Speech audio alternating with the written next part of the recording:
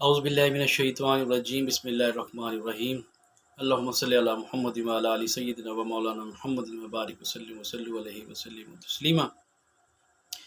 आज जो हदीस मैं आपकी खिदमत में पेश कर रहा हूँ उसका ताल्लुक़ हमारी अमली ज़िंदगी से, और यकीन जानिए कि इस हदीस ने मुझे हिला के रख दिया।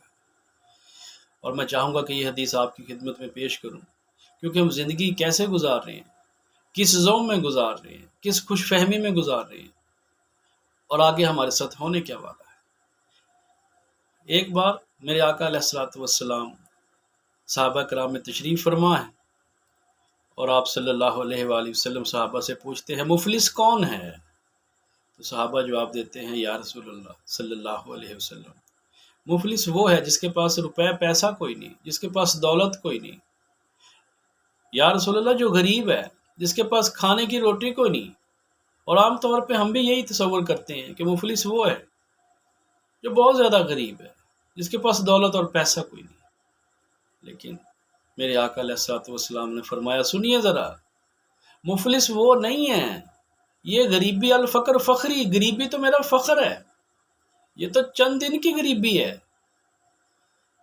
मुफलिस असल में वो है जो क़यामत के दिन इतनी बड़ी गठड़ी लेकर नेकियों की हाजिर होगा, और वो उसको बड़ा खुशफहमी होगी कि आज मेरे पास बहुत नेकियां हैं।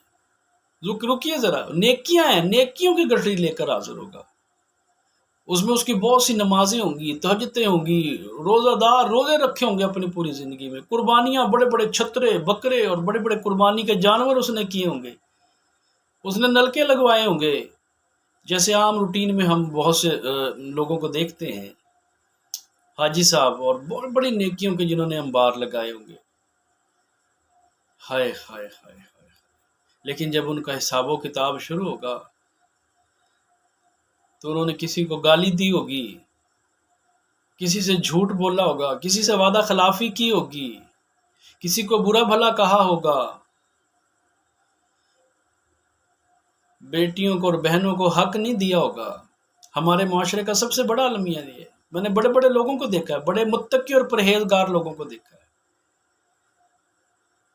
जो ऐसे मामलात के अंदर गफलत कर जाती हैं। बेटियों के मामले में, बहनों के मामले में पूछते हैं, मैंने आज तक नहीं देखा कि किसी भाई ने अपना हिस्सा ना लिया हो। बेटी से, बहन से, हाँ जी पूछा था, बहन ने जवाब दे दिया। और जितना भी पैसेदार, जितना भी पैसे वाला हो, किसको दुखता है पैसा? लेकिन बहन को पता है कि अगर मैंने अपनी डिमांड कर दी, हमारा माशरा ये है, बहुत सी रस्में हिंदवाना माशरे की जो है हमारे पनप रही हैं। अगर मैंने डिमांड कर दी अपने हिस्से के लिए, तो भाई गया, मेका मेरा गया, मरंजिन खत्म हो जाएगा। फिर खुदा की कसम क़यामत के दिन पूछा जाएगा, आपकी नमाजें, आपके रोजे, आपकी तहज्जुदें किसी काम की नहीं है। उसने हमसायों के हक पर डाका डाला होगा। तो फिर क्या होगा कि उसकी जो नेकियों की जो गठड़ी थी, वो उसमें से नेकियां निकाल निकाल के उन लोगों को दे दी जाएंगी जिसका उसने हक मारा होगा, जिसको गाली दी होगी, जिस पर तोहमत लगाई होगी, जिसको बुरा भला कहा होगा। उस मालिक की जो बतौर एक अफसर था, उसने अपने मातहतों के साथ बुरा सलूक किया होगा, और उन मातहतों की जिन्होंने अपने काम के अंदर, जिन्होंने अपने जॉब के अंदर हैंकी फेंकी की होगी, जिन्होंने अपने काम के अंदर चोरी की होगी, हाय हाय, हमारे माशरे में देखिए क्या कुछ हो रहा है। तो वो नेकियां उनको दे दी जाएंगी जिनका उसने हक खाया होगा, और एक वक्त आएगा कि उसकी वो पहाड़ जैसी जो नेकियां थी वो खत्म हो जाएंगी, अभी उसके मामलात बाकी होंगे। तो फिर क्या होगा? फिर जिनका उसने हक खाया होगा, जिनको उसने बुरा भला कहा होगा, उनके गुनाह उसको दे दिए जाएंगे, और वो उतनी ही बड़ी गठड़ी, जितनी बड़ी गठड़ी वो नेकियों की लाया था, वो गुनाहों की उसके सर पे लाद के उसको दोज़ख में फेंक दिया जाएगा। मेरे आका अलैहिस्सलातु वस्सलाम ने फरमाया, असल मुफलिस वो शख्स है। और जब मैं अपनी ज़िंदगी और इर्द गिर्द के लोगों पर दौड़ाता हूँ, तो ज़रा सोचिए कि क्या हम में से तो ऐसा नहीं है कि हमने तो किसी का हक नहीं खाया हुआ, कि हमने तो किसी पर तोहमत नहीं लगाई हुई, कि हमने तो किसी के साथ झूठ وعدہ خلافی، خیانت نہیں کی ہوئی، اور اگر کی ہوئی ہے تو خدا کی قسم ابھی ٹائم ہے، معافی مانگ لیجئے۔ ہم تکلیف کی انسانوں کو دیتے ہیں، معافی اللہ سے مانگتے ہیں، اور میرے اللہ نے واضح طور پہ فرما دیا۔ اما عائشہ صدیقہ رضی اللہ تعالیٰ عنہ سے روایت ہے کہ اعمال تین طرح کے ہیں، دفتر جو ہیں گناہ تین طرح کے ہیں گناہوں کے۔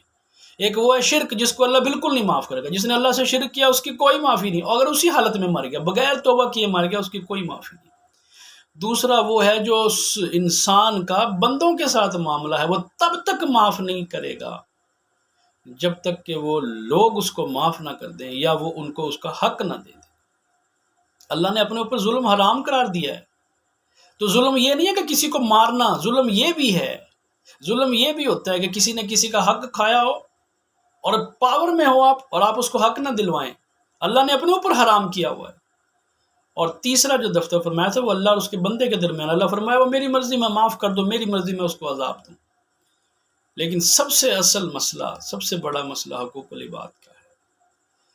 تو میرے بھائیوں، ابھی ہمارے پاس ٹائم ہے، ابھی کسی کا اگر کوئی حق کھایا، کسی کو برا بھلا کہا ہے، جا کے معافی مانگ لیجیے، ورنہ خدا نہ خواستہ ہمارا بھی شمار اس مفلس میں نہ ہو جائے جو اس زوم میں ہے، جو اس خوش فہمی میں ہے کہ نہیں ہم نے نمازیں پڑھی ہوئی ہیں، قرآن پاک کی تلاوت روز کرتا ہوں، نیکیاں روز کرتا ہوں، مسجدیں میں نے بنوائی ہوئی ہیں، لیکن اگر کسی کا حق کھایا ہوا ہے، کسی کو برا بھلا کہا ہوا ہے، کسی کی زندگی اگر اجیرن کی ہوئی ہے، تو خدا کی قسم ابھی جا کے معافی مانگ لیجیے۔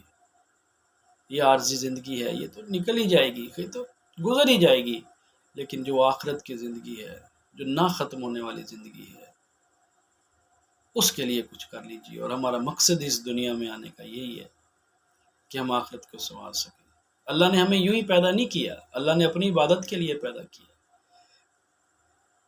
سبحان ربک رب العزت عما یصفون وسلام علی المرسلین والحمد للہ رب العالمین، وصلی اللہ تعالی علی خیر خلق محمد وعلی آلہ واصحابہ اجمعین برحمتک یا ارحم الراحمین۔